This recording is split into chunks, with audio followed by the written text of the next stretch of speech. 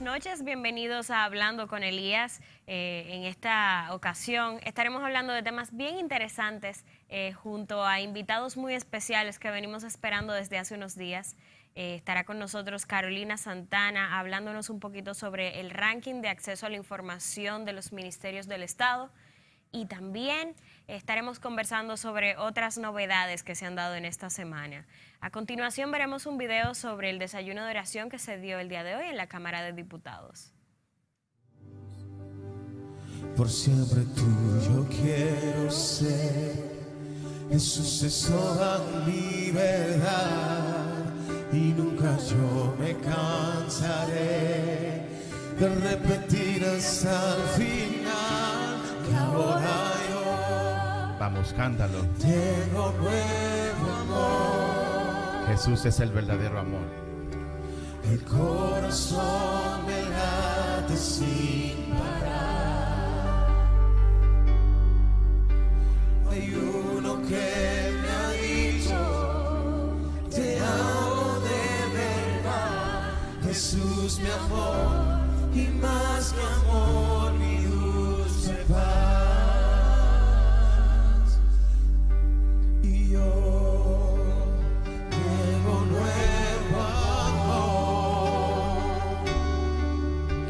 El corazón me late sin parar.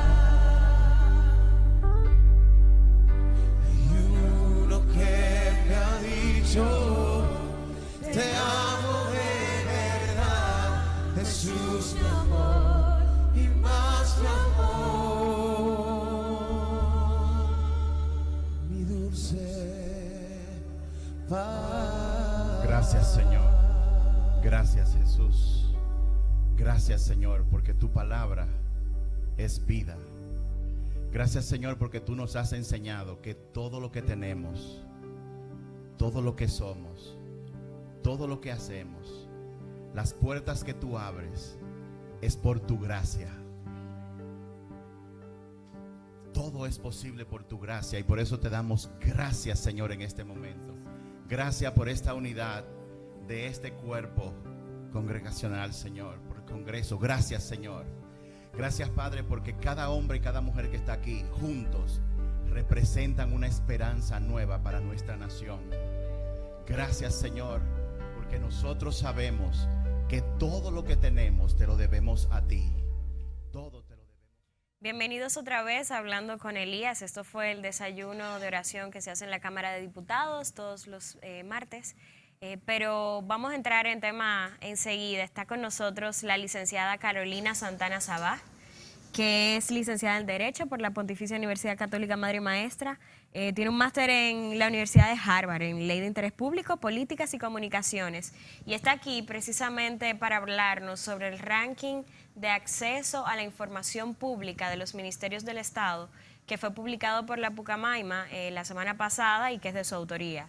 Entonces, me contábamos fuera de cámaras que el ranking se lanzó un día antes del Día de la Libertad de Prensa. Sí. Y bueno, ayer y yo, Elías, estábamos conversando un poquito sobre el inicio de esta gran onda que viene con el interés y el acceso a data y a la información a nivel público. Y comentábamos que por supuesto tiene un trasfondo de interés general, que es precisamente el poder tener libertad de expresión. Sí. Que para tener libertad de expresión hay que tener, por supuesto, información veraz, oportuna, objetiva, y que el ranking de acceso a la información pública viene a vislumbrar esa información y cómo nosotros podemos acceder a ella. Acceder a ella, totalmente.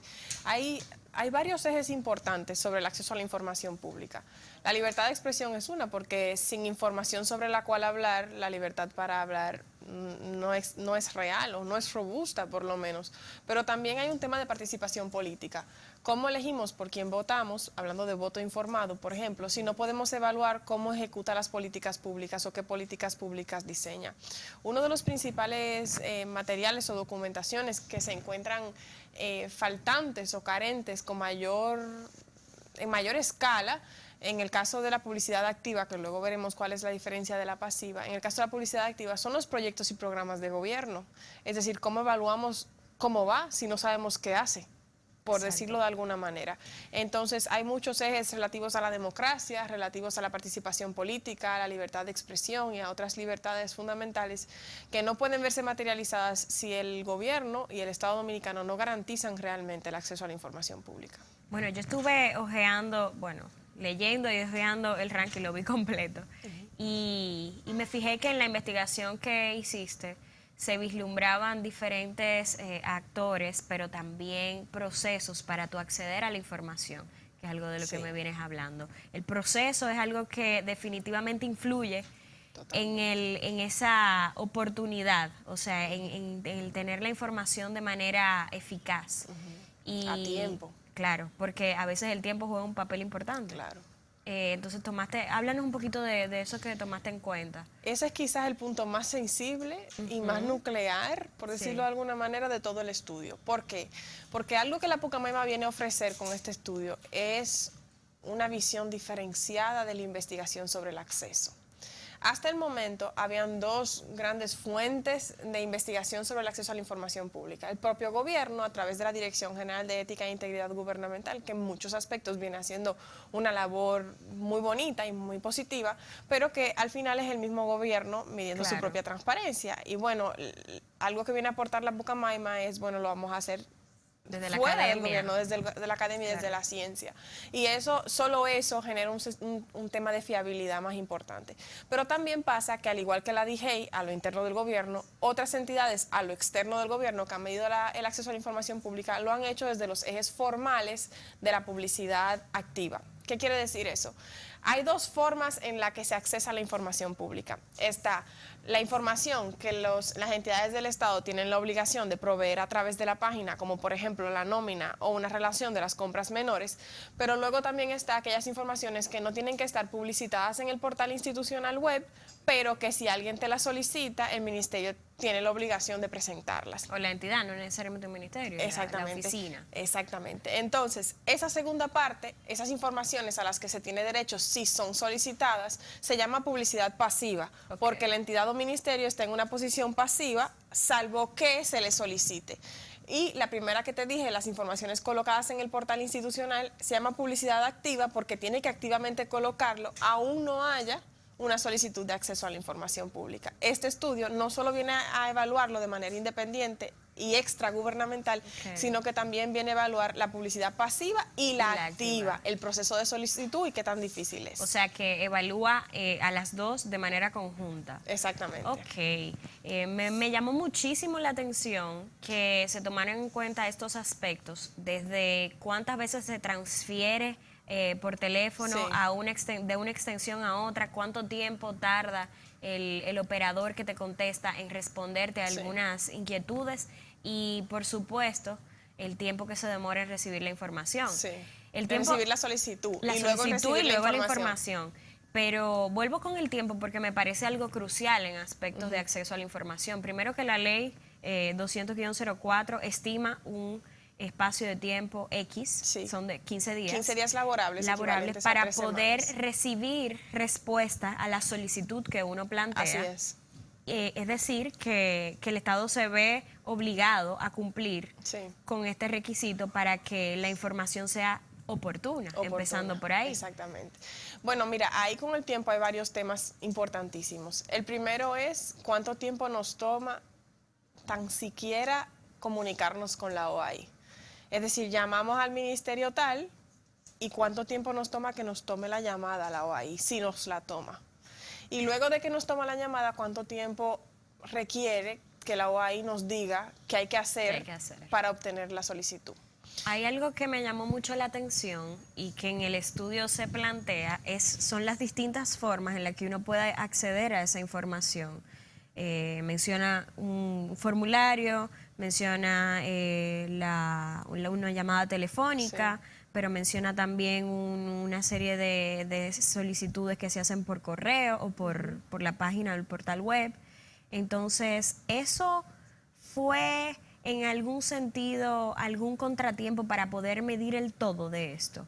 ¿Se vieron diferencias en las formas de recibir información Claro. de un lado u otro? Mira, la mejor forma de explicarlo, así el estudio no usa ese ejemplo hipotético porque por rigor científico no podemos, pero para quienes nos sintonizan, la mejor forma de explicarlo es, la Constitución y la ley prevén que toda persona tiene derecho de acceso a la información pública. Fíjate que no dice los investigadores de la Pucamaima, fíjate que no dice las personas letradas, fíjate que no dice ni siquiera los ciudadanos, como pasa en otros países, toda persona. Entonces yo me pregunto, ¿qué pasaría, por ejemplo, con una persona iletrada en Dajabón?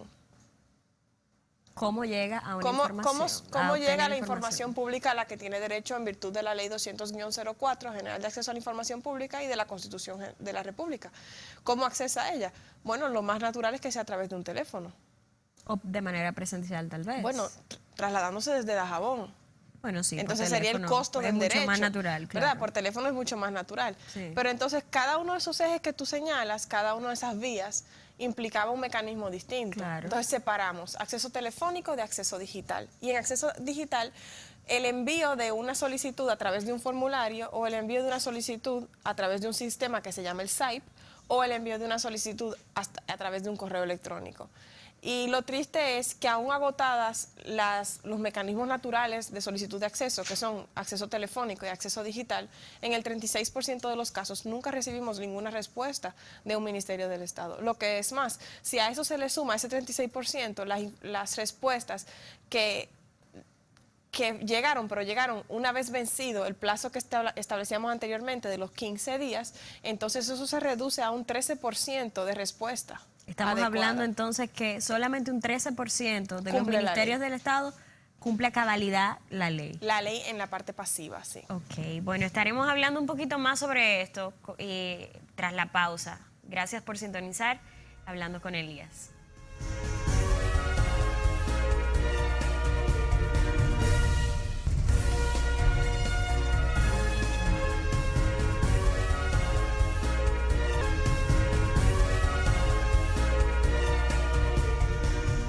Estamos de nuevo aquí con Carolina Santana Sabaj, hablándonos del ranking sobre acceso a la información pública de los ministerios del Estado, que fue publicado por la Pucamaima la semana pasada.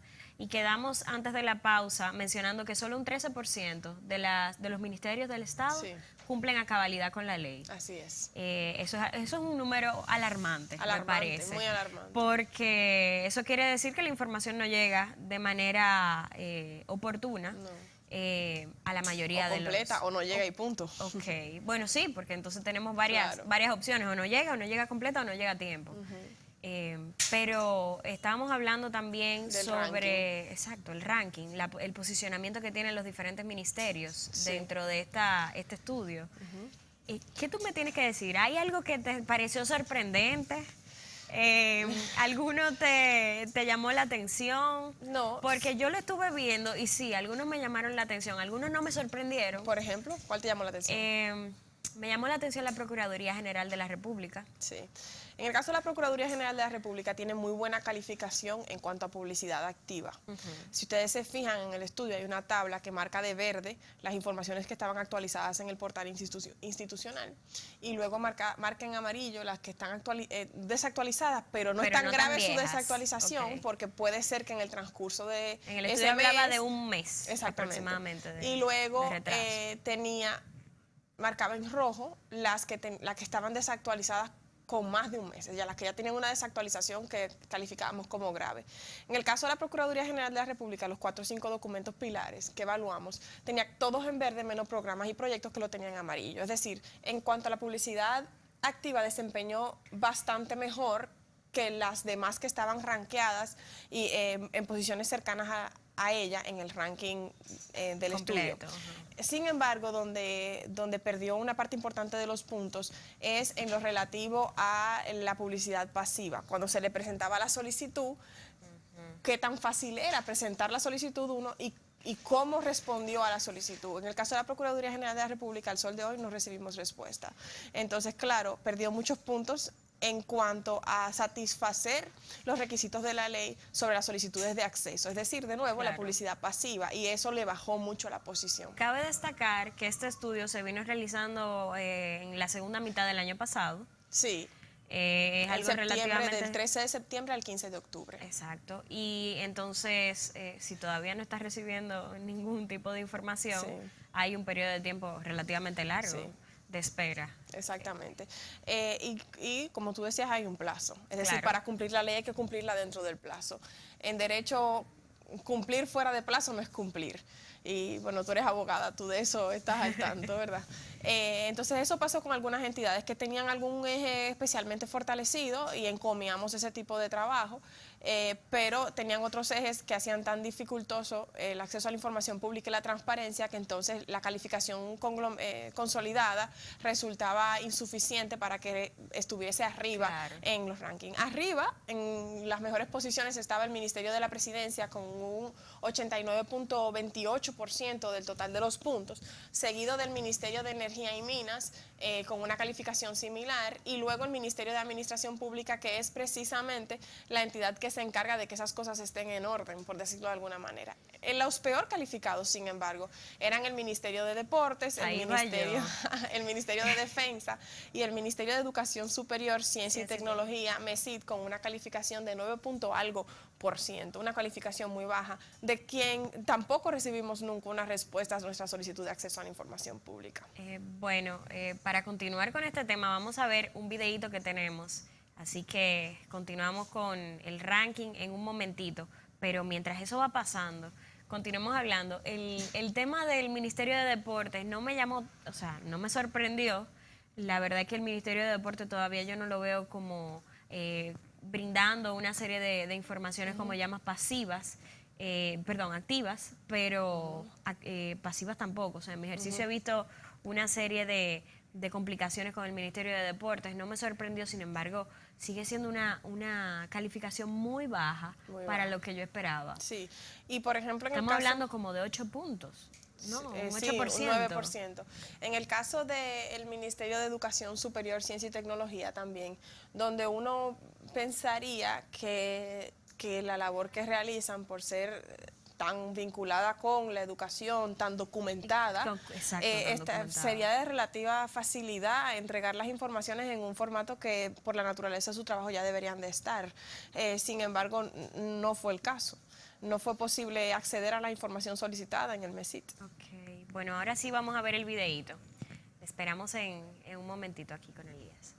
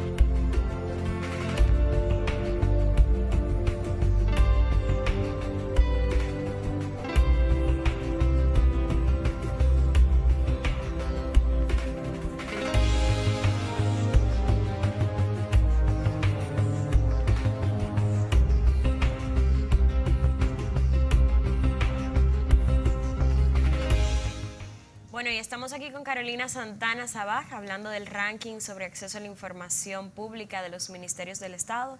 Después de hablar sobre los que están mejor posicionados y los que no, me parece muy interesante resaltar el esfuerzo que ha hecho el Estado Dominicano con crear un espacio para poder, desde una ventanilla única, buscar o solicitar información pública que pueda ser extensivo a cualquier ministerio. Sí.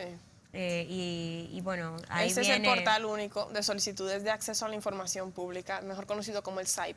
Al momento del estudio, el SAIP no estaba tan robustecido como está ahora y por lo tanto en algunos ministerios se incluye como oportunidad de mejora incorporar ese ministerio o esa cartera al SAIP.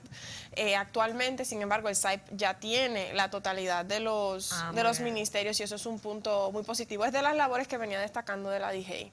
De la Dirección General de Ética e Integridad Gubernamental al inicio de la entrevista. Otro tema que esto tiene es que quiere facilitar el acceso. Sin embargo, yo vuelvo y pregunto, ¿qué pasa, por ejemplo, con el ciudadano o la persona iletrada en Dajabón?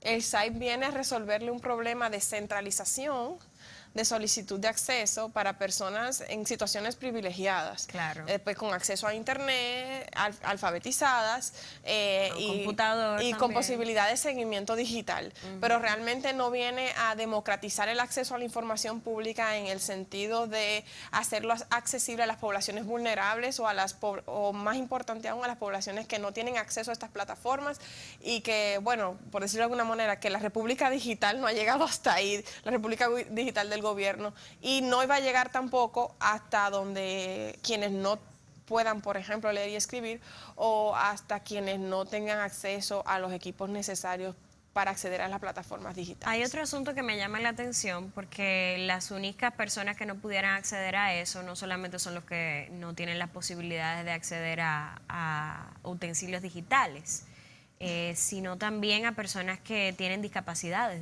visuales, sí, tal vez auditivas. Todavía veo, porque estuve investigando y viendo un poquito el portal, no existe ni las opciones dentro del portal web, ni he encontrado la manera de que ese tipo de información se pueda brindar en estos formatos. Bueno, hay unos programas, pero de nuevo, eso no democratiza el acceso. Exacto. Que le dan lectura integral, por ejemplo, a los portales y que permiten que, por ejemplo, las personas que son no videntes puedan perfectamente, bueno, y en eso la Pucamaima y en el acceso de la educación y de las informaciones técnicas, la Pucamaima lidera mucho porque tiene estudiantes, y lo digo porque yo estudié allá, tiene estudiantes no videntes a quienes se les facilita opciones para acceder a los recursos de la universidad. El gobierno en materia de acceso a la información pública no ha dado pasos similares y quizás precisamente de cara a lo que veníamos hablando, eso es el tipo de iniciativas que se requieren. Pero hay un tema que quizás se aborda menos en la investigación porque no era el objeto principal de la investigación, pero que sigue siendo tan importante como lo que se investigó, que es más allá de los procesos administrativos de solicitud de acceso y los procesos de evaluación de la publicidad activa, ¿qué pasa con la ley en sí? ¿Es buena la ley que tenemos? ¿Cumple con los requisitos constitucionales establecidos en la Constitución de la República? Y la respuesta en algunos aspectos es no. La ley que tenemos no está adecuada a la Constitución dominicana y a lo que exige esa Constitución para una ley de acceso a la información pública. ¿Por qué? ¿Por qué? Exacto. Exactamente. ¿Por qué? Porque la ley de acceso a la información pública está construida como si el derecho de acceso a la información pública fuese un derecho político y no un derecho universal. Hay dos formas de concebir el derecho de acceso a la información pública. La primera forma es un derecho de los ciudadanos, un derecho cívico, y la segunda forma es un derecho de las personas. En el caso de la República Dominicana, la Constitución prevé que toda persona tiene derecho de acceso a la información pública. Fíjese que no dice todo ciudadano, como pasa, por ejemplo, con el derecho al voto. Hay que ser dominicano para votar, claro, pero no hay que ser dominicano. Y mayor de edad, hay que ser mayor de edad, ciudadano. exactamente, hay que ser ciudadano. Y bueno, se puede tener ciudadanía sin ser mayor de edad, pero no se puede votar. Bueno, entonces, en ese sentido, ahí lo importante es que al ser toda persona el titular del derecho, no hay por qué pedirte, por ejemplo, el número de cédula. Y se requiere ese tipo de información. Si vas a solicitar información pública, tienes que decir qué información solicitas, cómo te llamas, cuál es tu número de cédula, por qué la solicitas, a quién la solicitas, un sinnúmero de requisitos. Muchos de ellos carentes de sentido y por lo tanto claro, irrazonables en el sentido constitucional de la razonabilidad, es decir, injustos y un poco contradictorios. E inútiles. Exactamente. Con lo que yo siempre dice la he dicho, Constitución. voy a poner un ejemplo. aquí en este país hay periodistas de investigación. Vamos a poner el ejemplo de Nuria Piera o Alicia Ortega. ¿Tú crees que si Nuria Piera o Alicia Ortega van a investigar la nominilla del Ministerio X, van a poner Nuria Piera, Alicia Ortega, 001, el número de cédula? Queremos realizar un reportaje televisivo sobre la nominilla de su entidad. Favor proveernos con la información. No, ¿verdad? Bueno. Obviamente no. Entonces eso se vuelve una traba, un requisito innecesario que por lo tanto dificulta el acceso. Eso también hay que arreglarlo. Claro. Bueno, vamos a seguir conversando sobre esto después de la pausa. Estamos en Hablando con Elías.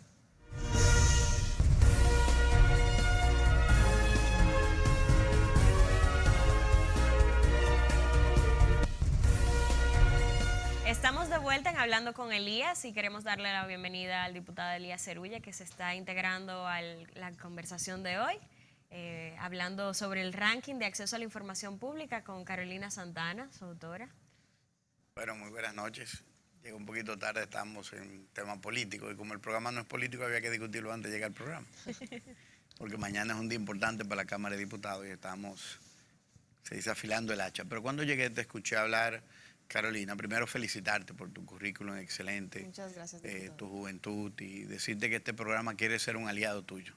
Gracias, a su orden siempre. Para que esto que queremos lograr con la población, este despertar de interés en esta democracia, que ayer me decía Alejandra que yo quiero traer cosas del pasado, pero es que esto hay que defenderlo, es muy bonito vivir en democracia. Cuando uno ve todas estas cosas que pasan en algún país, uno como que no quiere que eso pase aquí nunca. Pero tú decías que la ley no está adecuada a la Constitución Dominicana. Me gustaría profundizar un poquito más en el tema. Sí. Cuéntame un poquito en dónde está la variación. Mira, realmente eso surge, ese desfase ocurre porque la ley es previa a la Constitución que tenemos. Okay. La Constitución que tenemos es la primera que aborda como aborda el tema del acceso a la información pública, con ese nivel de detalle y además en muchos sentidos que lo aborda de verdad como derecho fundamental. La Constitución de 2010, que fue la primera que lo incluyó, es aprobada 6 años después de la Ley 200-04 General de Acceso a la Información Pública y viene a establecer que el acceso a la información pública es de titularidad universal. Realmente, esa titularidad universal ya existía para la República Dominicana porque somos signatarios de tratados internacionales donde el derecho a la información se prevé como un derecho humano y por lo tanto universal. Pero en el sentido constitucional... ¿Y están ratificados esos tratados? Sí. Bueno, hay algunos que... Ratificados congresionalmente. Hay algunos que hay debates, pero el derecho de acceso a la información pública está contenido en tratados donde no hay discusión porque la jurisprudencia internacional y la jurisprudencia comparada y también la jurisprudencia local ha entendido que cuando se habla de libertad de expresión hay un derecho conexo a la información sobre la cual se va a hablar.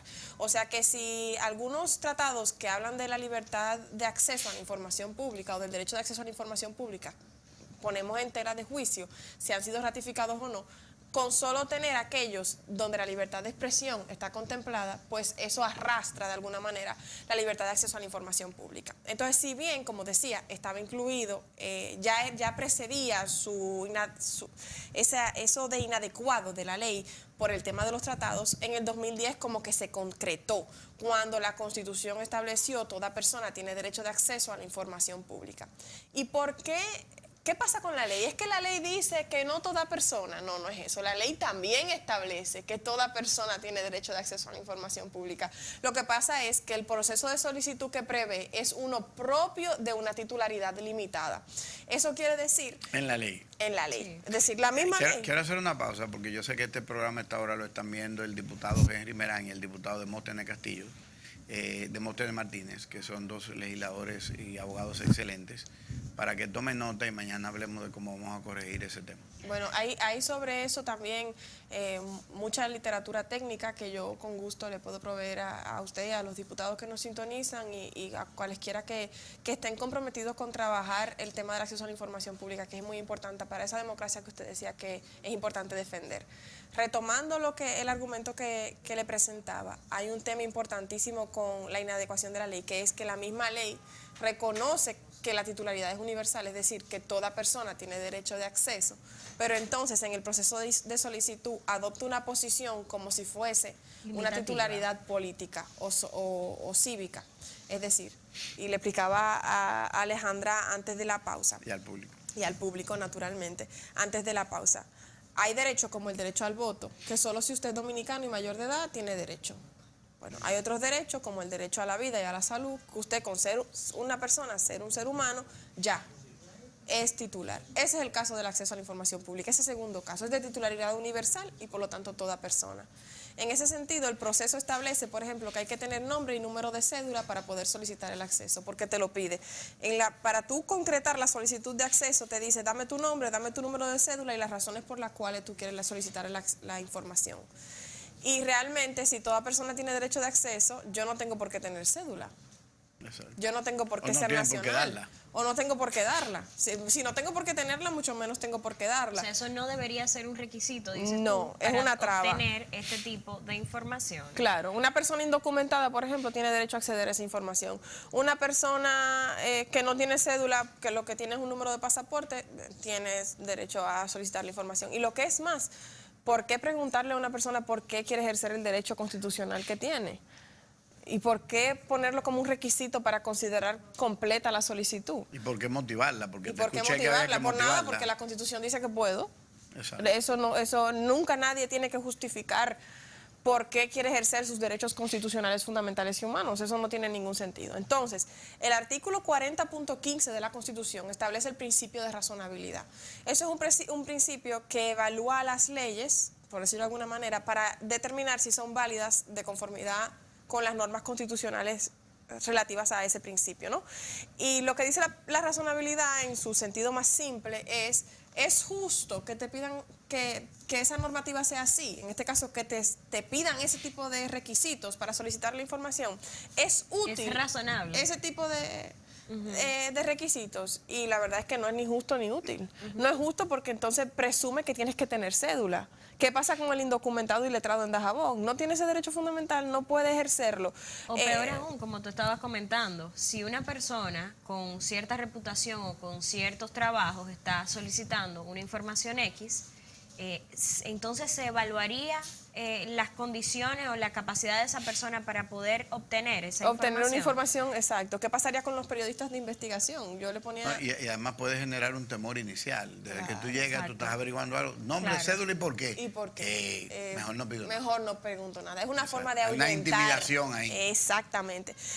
Entonces, realmente, siendo no solo inútil e injusto, se vuelve una traba para el acceso a la información pública. Como comentaba anteriormente, ¿qué pasa, por ejemplo, si yo voy a hacer un reportaje de investigación para denunciar algún tipo de corrupción, por poner un ejemplo, y yo soy una renombrada periodista, un caso hipotético, ¿verdad? Y esa renombrada periodista dice, yo me llamo Juana Pérez, voy a hacer un reportaje sobre la nominilla del ministerio tal, entonces yo le pongo al ministerio tal, Juana Pérez 001, le voy a hacer un reportaje que va a salir al aire el sábado sobre la nominilla que usted tiene en su cartera.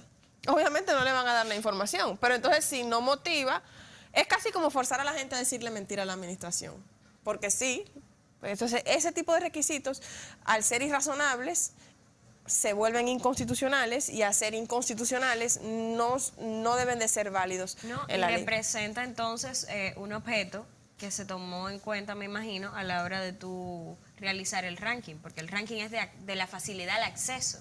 Sí. Estamos hablando de las trabas que se presentan, del tiempo que nos toma llegar a ella, de la forma en la que nos llega.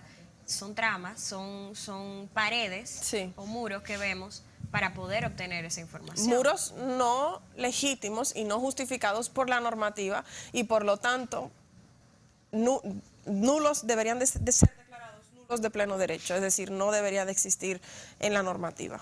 Miren, jóvenes, aunque yo me integré ya en el último bloque, la verdad es que siento que un solo programa para hablar contigo como que nos queda corto. Yo creo que nosotros tenemos que prometerle a los amigos televidentes de que vamos a recoordinar contigo, porque en este poquito que te he escuchado, ya yo quiero terminar de verlo todo, volverlo a ver todo, porque está excelente tu participación. Así Muchas que gracias. vamos a dejar en el aire que vamos a coordinar en su tiempo, porque también es una persona muy ocupada. para ver cómo le damos continuidad al tema, porque se nos acabó el tiempo. Ustedes saben que en este programa pasa más rápido que en todo, gracias a Carmen, que tiene un tema digital con el tiempo, y a nosotros se nos acaba el tiempo. Pero mañana vamos a estar de nuevo con ustedes, continuando este tema interesante. Y me despido diciéndoles que lo poquito que escuché en mi participación de hoy es el fundamento de la razón de este programa. La gente vive en democracia, pero no tiene ni idea de lo que es el derecho. Cualquiera llega y te monta una pasola porque tiene un uniforme que dice amén en un camión y se la lleva, te vulnera un derecho y aquí no aparece nadie que te lo defienda. Se viven cometiendo atropellos, pero es porque hay un desconocimiento poblacional en el tema del derecho. Entonces nosotros vamos a tener que despedirnos. Uno como que no quiere que eso se dé, pero Carmen no nos da opción, parece un coach de los malos de las águilas, porque es aguiluche, haciendo señas que se acabó el tiempo, así que nos vemos mañana en otro programa muy interesante. Gracias y buenas noches.